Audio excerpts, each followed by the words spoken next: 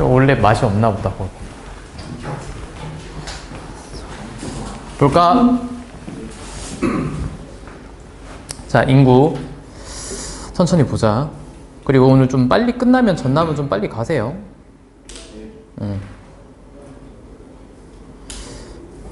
그렇다고 엄청 빨리 끝날 것 같지도 않겠지만 9시 반에는 끝나겠죠. 그건 이제 하는 거 봐서. 자, 보면 얘들아, 세계 인구 현황이라고 해서 지금 전 세계 인구는 약 80억 명을 넘었죠. 그래서 90억 명까지 아마 좀 가지 않을까? 아마 그쯤 가서 찍고 이제 꺾일 겁니다. 자, 보면은 세계 인구 성장 여기 1번부터 보자. 자, 산업혁명 이후에, 그럼 산업혁명이 언제? 18세기 영국에서부터 시작이 됐다. 그치? 그러면 인간의 삶이 좀 뭔가 윤택해지고 의료가 발달하면서부터 어떻게 된다고? 사람들이 오래 살게 되죠. 인구가 성장하는 거야. 즉, 여러분, 인구가 성장하려면 우리가 알아둬야 되는 조건이 뭐야? 출산율하고 뭘 알아둬야 돼? 사망률을 알아둬야겠지. 그죠? 그러면 조건이 어떻게 돼야 인구가 빨리 늘겠어? 출산율은 높아지는데 사망률은 빨리 줄어들어야 인구가 빨리 늘겠지. 그치? 이런 걸 뭐라고 할까? 인구의 자연 증가율이 높아진다라고 하는 거야. 자, 그래서 뒤에 이어서 보면은 공공위생시설 개선. 여러분, 위생시설이라는 것은 화장실 같은 거 생각하면 돼. 여러분, 인도 있죠? 인도는 정말 유명한 여행 유튜버들 사이에서도 극악 난이도로 되게 유명한 나라잖아. 근데 가면은 이런 게 제대로 되어 있지 않아. 근데 참 아이러니한 게 여러분, 인더스 문명이라고 들어봤지, 너희? 4대 문명 할 때. 근데 그때는 이미 몇천 년 전이지만 뭐가 있었을까? 화장실이 있었거든요? 근데 지금은 아예 정반대가 돼버렸어. 자, 그래서 이제 뭐 수질 오염 같은 것도 있고 오래 못 살죠. 그래서 이런 것들이 개선되면서 평균 수명이 증가하고, 여러분도 아마 기대 수명, 여러분은 기대 수명이 얼마나 되니? 몇 살까지 살고 싶어? 80? 110? 가능할 겁니다, 아마도. 100세 넘지 않을까? 쌤은 안 될 것 같고. 쌤은 안 될 것 같고. 자, 그리고 사망률이 감소하면서 세계 인구가 급격히 증가합니다. 자료 1번 보고 오자. 오른쪽 보세요. 여기. 자, 1800년, 그러니까 19세기, 1850년, 1900년 쭉 오다가 지금 어딜 거치면서 2차 세계대전 이후에, 자, 여기 한번 딱 그어봐. 세로로.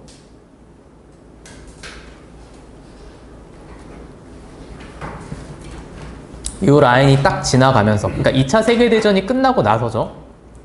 폭발적으로 인구가 증가해. 그리고 여러분, 이때 인구 증가를 얘들아 견인했던 두 대륙이 어디야? 아시아와 아프리카입니다. 그렇죠? 그래서 여러분 지금 하나 알아둬야 될 게 있어요. 여기다 적어놔. 유 순서로 인구가 많아요. 아가 어디까 처음에? 아시아, 두 번째가 아프리카, 세 번째가 유럽입니다. 알겠죠? 유 순서. 100억 명까지는 안 갈 것 같고요. 한 90억 명대까지 갔다 좀 줄지 않을까 싶어. 그래서 이렇게 좀 알아두시고 순서 유. 오케이? 그리고 돌아와서, 자, 보면은 이제 선진국과 개발도상국의 인구 성장의 차이점을 보면, 선진국은요 산업화가 일찍 시작되어서 18세기 말에서 19세기 초, 그러니까 1700년대 말부터 1900년대 말까지 인구가 빠르게 증가하다가 20세기 중반 이후에 밑줄 출생률이 감소하면서 인구가 정체 또는 감소되기 시작을 했다. 요거는 이따가 오른쪽에 그래프 가서 좀 볼게요. 자, 하나 적어 놓을 거. 선진국은 메모해놨죠? 점진적으로 인구가 증가해서 천천히, 가파르게 급진적으로 빠르게 증가한 게 아니고 천천히 증가했어요. 그럼 여러분, 인구와 관련된 문제들이 심각하게 나타나기보다는 좀 덜했겠죠, 개발도상국보다는. 자, 그리고 개발도상국은 2차 세계대전인 20세기 중반부터, 그러니까 1900년대 중반부터, 50년대 중반부터 산업화가 진행되면서 인구가 빠르게 증가했었다. 해서 급속하게 인구가 증가하다 보니까 많은 문제가 생겨났을 거야. 사망률이 빠르게 감소하고요. 높은 출생률에 따라서 인구 증가율, 무슨 증가율? 인구의 자연 증가율이 높다. 자연 증가율은 뭐랑 관련이 있다고? 출생하고 사망하고 관련이 있다 했지. 출생률은 높은데 사망률이 빠르게 줄어들면 자연 증가율이 높을 수밖에 없는 겁니다. 되었죠? 자료 2번 보고 오자. 자, 요거는 여러분 학교 쌤도 시험에 낼 거고요. 나라는 무조건 냅니다, 이거. 인구 변천 모형을 두고 1, 2, 3, 4, 5단계의 특징을 다 쓰라고 할 수도 있어. 근데 어려운 게 아니야, 여러분. 자, 보시면 1단계 보세요. 첫 번째, 제일 왼쪽 칸 요거 보라는 거예요, 요거. 보면 1단계 고위 정책이라고 해서 사망률도 높고 출생률도 높아. 그럼 인구가 증가해, 안 증가해? 안 증가. 그냥 쌤쌤이죠. 그래서 인구의 자연 증가는 어때? 낮다. 전체 인구도 낮고 인구 증가율도 낮아. 쌤이 하고 있는 말을 여러분이 저기 지금 보라색깔하고 파란색, 남색깔하고 초록색, 빨간색 선이 무엇을 의미하는지 봐야 돼. 오케이? 다시 1단계 고위 정체기에는 보면은 출생률과 사망률이 둘 다 높지. 그럼 인구 증가율도 당연히 높지도 않겠죠? 그럼 인구 수도 적겠지. 됐지? 고위 정체기. 지금 여기에 해당하는 국가는 거의 없다고 생각하면 돼. 그리고 2단계 보시면 초기 팽창기. 팽창이니까 뭔가 인구가 많이 늘어나는 거야. 봐봐. 출생률은 굉장히 높지. 여기 말하고 있는 여기 굉장히 높아. 근데 사망률이 어떻게 됐어? 보라 색깔이 팍 떨어졌지. 그치? 그러면서 인구의 자연 증가율이 굉장히 높은 거야. 전체 인구가 굉장히 가파르게 올라가지. 초록색이. 그쵸? 그 다음 빨간색도 빠르게 올라가지. 그 다음 이제 후기 팽창기 보시면 출생률이 갑자기 떨어져. 출생률이 왜 갑자기 떨어질까? 여러분이 지금 나이에 사고 쳐가지고 새 쌍둥이를 낳았다고 생각해봐. 키울 수 있어, 없어? 없어요. 맞잖아. 그러니까 이 인구가 빠르게 증가한 곳에서도 출생률을 낮춰야 돼. 왜? 그 나라에서 인구를 감당할 수가 없는 겁니다. 알겠죠? 그래서 가족계획 사업을 통해서 출생률을 낮춰. 하지만 그 전에 있었던 그 인구가 계속 유지되고 있기 때문에 전체 인구는 계속 늘고 있다. 오케이? 그래서 2단계, 3단계를 좀 유념히 보세요. 그리고 4단계, 저희 정책이라고 해가지고 이때는 이제 출생률과 사망률 둘 다 낮아졌어. 근데 출생률이 조금 더 높은 상태다. 뭐 5단계는 뭐냐면 감소기야. 여긴 여러분 뭐가 높겠어? 출보다 4가 높은 거야. 그럼 당연히 인구가 자연적으로 감소하겠지. 그치? 그래서 과거에는 여러분 이 5단계가 안 나오는 그래프가 많았는데 최근에는 이제 5단계까지 나와요. 그래서 여러분이 좀 조심해야 될 거는 어디? 여기 2단계 여기다가 적어놔봐. 여기가 저개발국. 그러니까 아프리카 국가들이 여기에 해당이 많이 되겠죠. 근데 3단계에 해당하는 데가 어디냐면 개발도상국. 우리가 일반적으로 생각하는 그렇게 막 엄청 가난한 나라는 아니지만 열심히 발전하고 있는 나라들 있지. 뭐 동남아시아에 있는 국가들, 남아메리카에 있는 국가들. 너희 동남아시아 나라 2개씩 해보세요. 또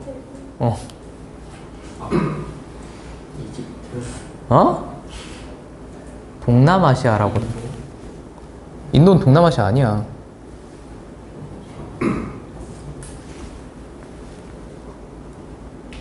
너의 부인들이 기다리고 있어. 빨리 맞춰봐.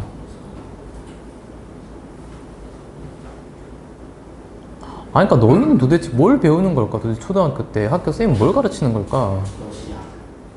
동남아시아라고. 우리가 동아시아고 어디 살고 있는지도 몰라? 동남아시아에 무슨 나라가 있냐니까. 2개 해봐. 필리핀 했어. 하지 않았냐? 베트남, 인도네시아, 또 캄보디아, 미얀마, 말레이시아, 태국, 싱가폴 많잖아. 그죠? 그러면 남아메리카에 있는 나라들 뭐 있어요? 브라질, 칠레, 포르투갈, 페루, 콜롬비아, 뭐 수리남, 에콰도르, 또 뭐 있지? 파라과이, 우루과이 많죠? 그래서 개발도상국하고 여러분 저개발국은 조금 구분해 두시고, 특히 여러분 여기 요거 잘 체크해라. 가족계획. 가족계획이 뭐냐면 출생률을 낮추는 사업을 말해. 우리도 이 단계를 밟아왔어. 우리 조선시대 때는 몇 단계였겠어? 1단계였겠죠. 1단계. 많이 태어나고 많이 죽는 거야. 50세가 채 안 됐거든, 평균 수명이. 2단계가 되면 강점기 때 생각하면 돼, 여러분. 어쨌거나 일본의 의료기술이 들어오거든. 그럼 3단계. 너무 많이 낳다 보니까 어때? 인구 감당이 안 되는 거야. 그러니까 우리 여러분 할머니, 할아버지 세대를 무슨 세대라 그래? 베이비 붐 세대라고 하지. 그치? 그러다 보니까 정부에서 포스터를 만들어서 적게 나으라 그래. 엎어놓고 나타보면 거짓골을 못 면한다. 둘도 많다. 하나만 낳아라. 지금은 뭐 엄마 저도 동생이 갖고 싶어요. 이런 뭐 포스터 있었지, 그지? 그래서 이런 게 이제 가족 계획. 자, 그러면 지금 여러분 여기 5단계 또 하나 이어서 써보면 4단계는 대부분의 선진국에 해당이 되고 5단계는 유럽으로 잘 나옵니다. 우리도 뭐 거의 5단계죠, 여러분. 왜? 우리나라 합계 출산율이 1명이 채 안 되잖아요. 그러니까 가만히 있으면 이제 나라가 점점 사라지는 거죠, 인구가. 자, 이거 되게 중요합니다, 여러분. 인구 변천 모형. 그래서 이 특징들을 쓰라고 나올 수도 있어. 그 다음 돌아와. 자, 그럼 인구 분포 보자. 자, 자연적 요인과 사회 경제적 요인에 따라 지구상에 불균등하게 분포하고 있다. 자, 메모. 자연적 요인은 과거에 영향을 많이 줬다면 당연히 현재는 사회 경제적 요인에 영향을 더 많이 주고 있겠죠. 그죠? 그래서 자연적 요인이라는 것은 뭐 우리가 농사 짓기 좋은 곳, 그렇지? 집을 짓고 살아가기 좋은 곳 이런 거라면 사회 경제적 요인은 일자리가 있는 곳, 교육이 발달한 곳, 교통이 발달한 곳 이런 것들. 자, 전 세계 인구의 약 90% 이상이 어디에? 북반구에 살고 있다. 자, 그러면 퀴즈도 아닌 퀴즈, 허접한 퀴즈지만 남반구에 있는 대륙이 뭐가 있어요?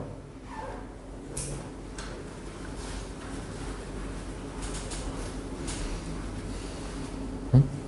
남반구에 있는 대륙이 뭐가 있어? 오세아니아하고 아프리카 일부하고 그 다음에 남아메리카 일부가 있겠죠. 그죠? 자, 그리고 인구 분포의 요인. 자, 보면은 자연적 요인. 자, 기후. 기후는 여러분 1학기 때 배웠잖아. A, B, C, D, E 해가지고 5개 배웠지. 뭐 열대, 건조, 온대, 냉대, 한대 이런 거 배웠지. 지형. 식생은 뭐야? 식생. 식생은 풀떼기들. 어떤 풀떼기들이 많이 자라는지, 또 흙은 어떤 흙인지에 따라서 사람들이 어디 많이 사는지에 영향을 많이 끼쳤고, 당연히 과거에. 그래서 많이 사는 곳은 여기 북반구의 중위도의 냉온대 기후죠. 우리도 여기 살잖아요. 우리나라 북이 몇 도야? 38도. 그죠? 북이 38도. 우리나라도 딱 북반구 중위도. 그럼 여러분이 북반구 중위도에는 항상 불어주는 바람이 있어. 중위도 지역에서 항상 불어주는 바람. 편서풍도 있고요. 계절풍도 있고.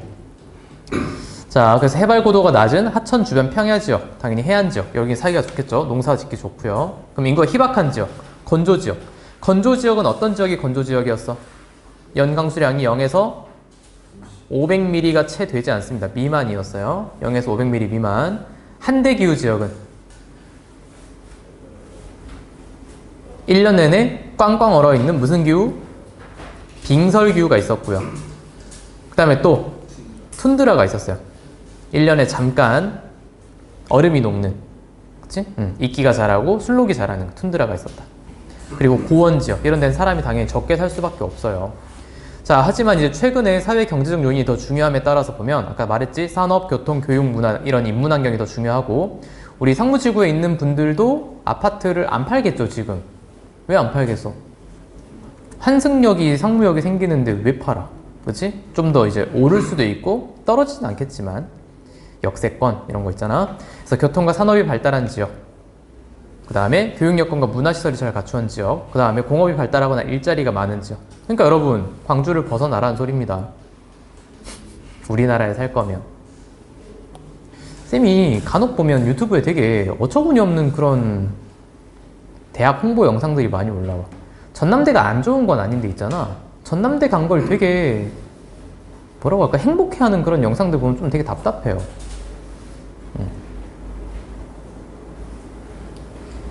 안 그래? 광주가 뭐가 재밌다고. 자, 그 다음 인구구조 이제 보면은, 자, 어떤 인구 집단의 연령별, 성별 인구 구성 상태, 인구 피라미드. 그치? 이걸 피라미드로 나타낸 거. 그럼 머릿속에 여러분 피라미드 하면은 여기 두 개 떠오를 겁니다.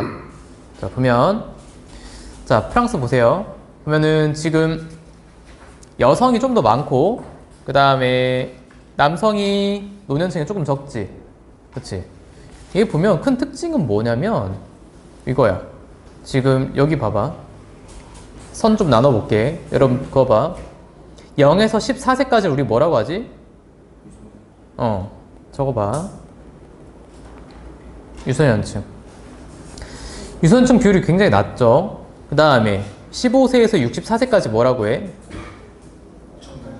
청장년층. 여기도 별로 없어요. 비율이. 그 다음에 65세 이상을 노년층이라고 합니다. 그럼 오른쪽까지 계속 그어볼까? 이렇게 쭉?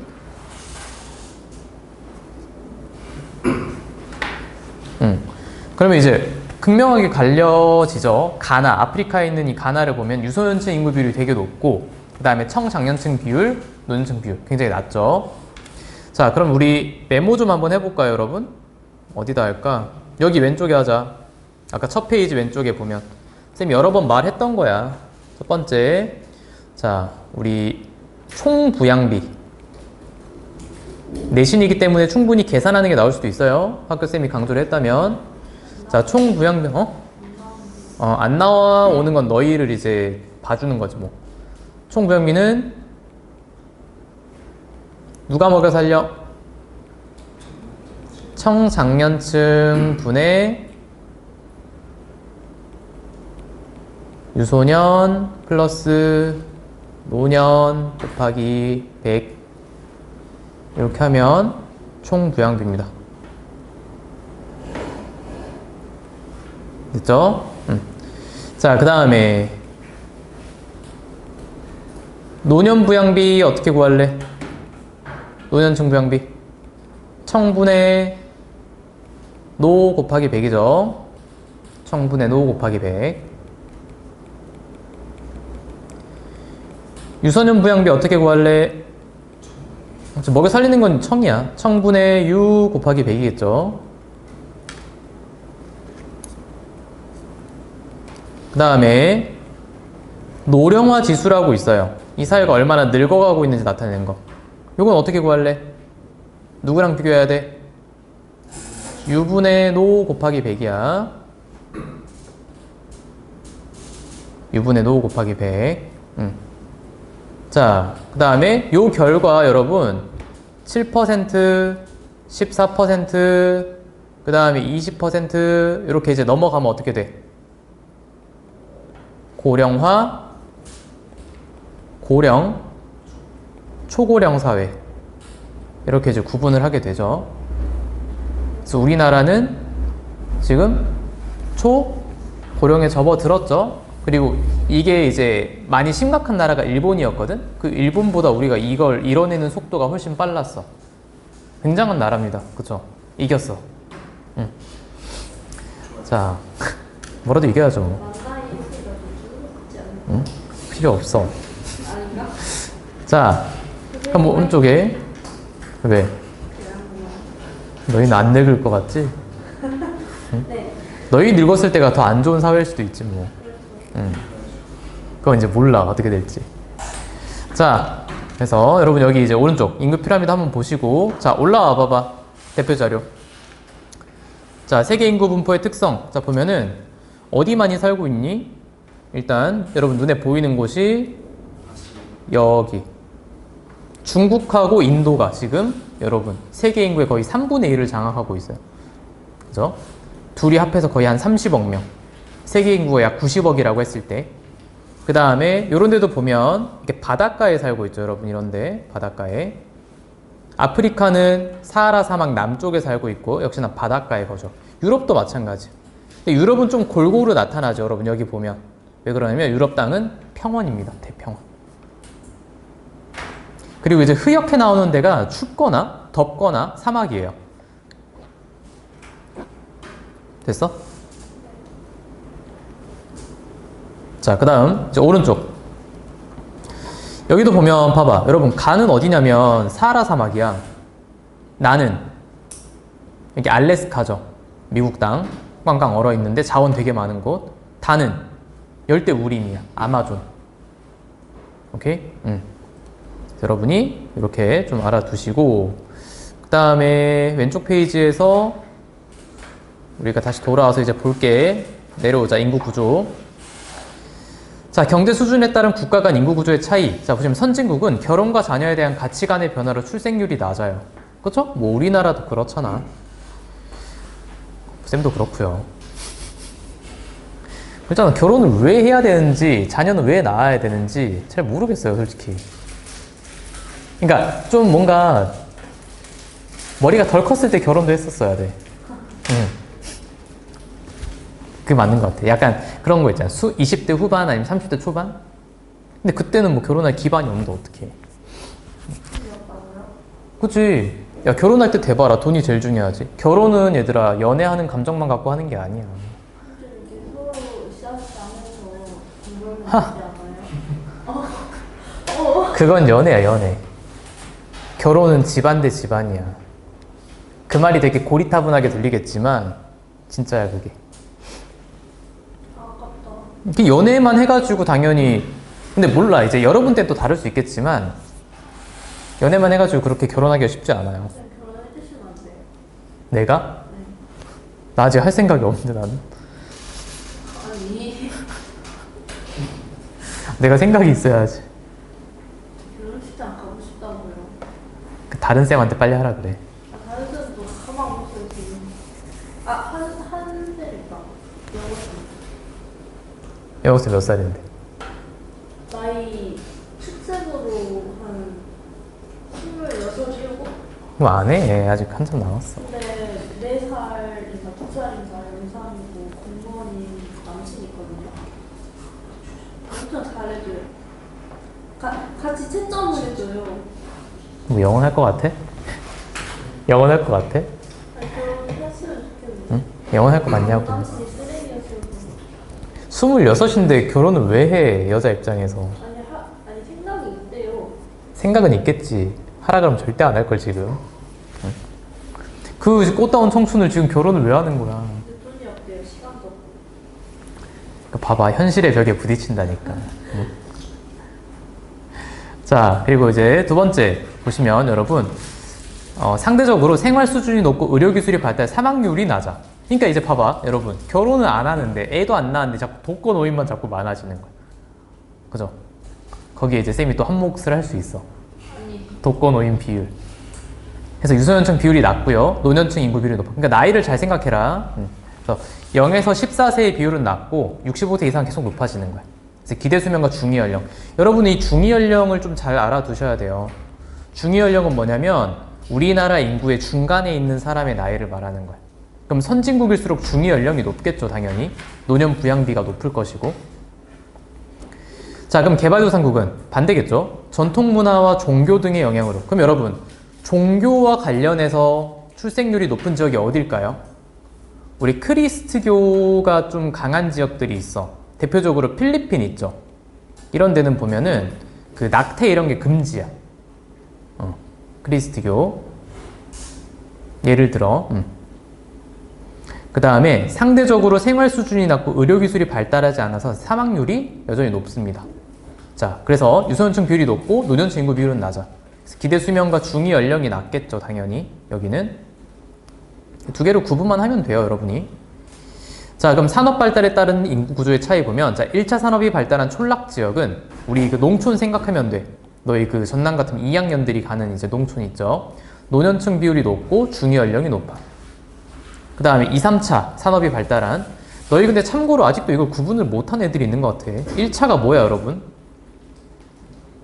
농업, 어업, 임업 이런 거고. 2차가 뭐야?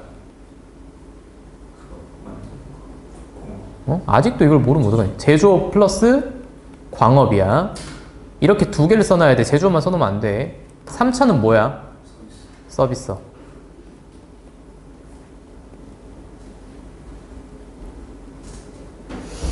그래서 이제 도시 같으면은 그나마 청장년층 인구비율이 좀 더 높겠죠. 선생님 직업도 서비스업이에요. 서비스업이야.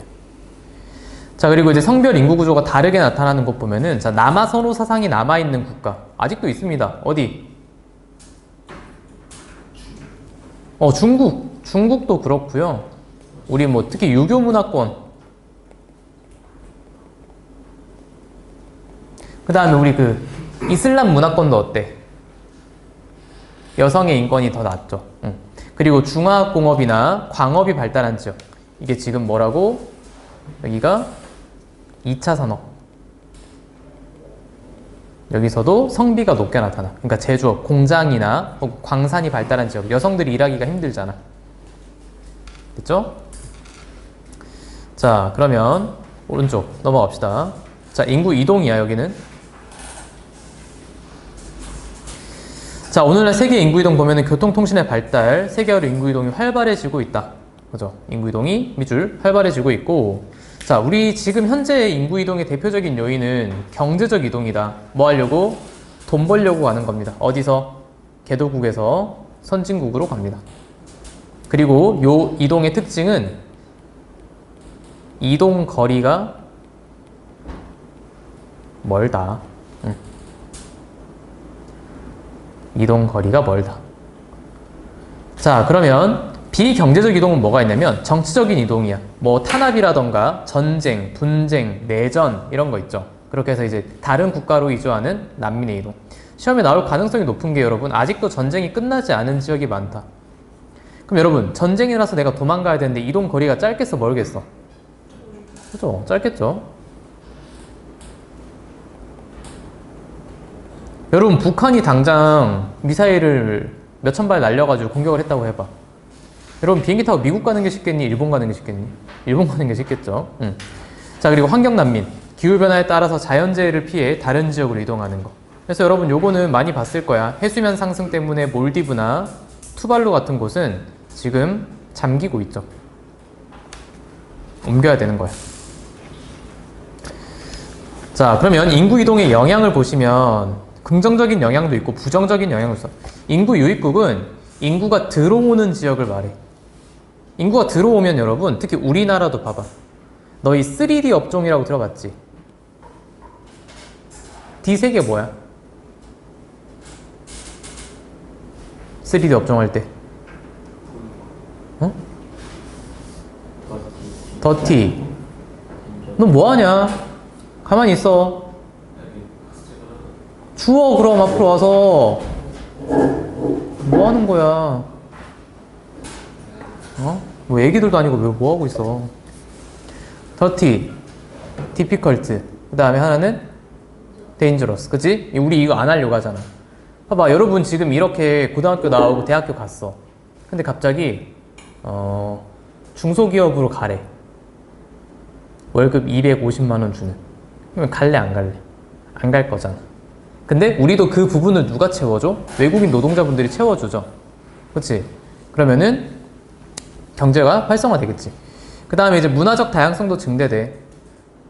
왜? 외국인분들이 들어오면 그들의 문화가 들어오잖아. 대표적인 게 여러분, 과거에는 쌀국수 많이 먹었겠니? 그 다음 또 뭐 있을까? 뭐 타코. 또 뭐 있을까요? 마라탕. 탕후루 등등등. 이런 것들. 그 다음에 이제 부정적 영향은 뭐냐면 기존 주민과 이주민 간 경제적 문화적 갈등이 생길 수 있어. 봐봐, 이런 경우도 있을 거야. 누군가는 중소기업에 취직을 하고 싶겠지. 근데 외국인 노동자가 더 저렴하게 임금을 받고 들어온다고 해봐. 그럼 일자리를 빼앗기는 꼴이 되잖아. 그럼 갈등이 생길 수밖에 없을 거고. 문화적 갈등도 마찬가지야. 예를 들어 여러분이 말도 안 되겠지만 이제 현준이가 일을 하다가 태국 여성을 만난 거야. 여자친구를. 근데 거기는 우리 그 액젓이라 그러죠. 까나리 액젓 같은 피쉬 소스 이런 거 많이 쓰거든. 근데 그거를 자꾸 이제 음식에다 많이 넣는 거야. 된장찌개에 피쉬 소스 같은 거 넣어가지고. 응? 그래서 먹고 이제 발로 막 걷어차고 싸우고. 그럼 문화적 갈등이 생길 수밖에 없겠지. 실제로 얘들아, 그 우리 국제 결혼하신 분들 있죠. 그런 갈등 되게 많다고 그래. 자, 그 다음에 인구 유출국, 인구가 나가는 국가. 그럼 여러분, 인구가 나가는 국가는 쉽게 말해 어디겠어요? 개도국이겠죠. 여기는 어디고? 선진국일 것이고. 그렇지? 자, 잘 생각해야 돼. 외화가 들어오니까 국가 자본이 확충돼. 이게 무슨 말이야, 여러분? 인구가 나갔는데 외화는 왜 들어와?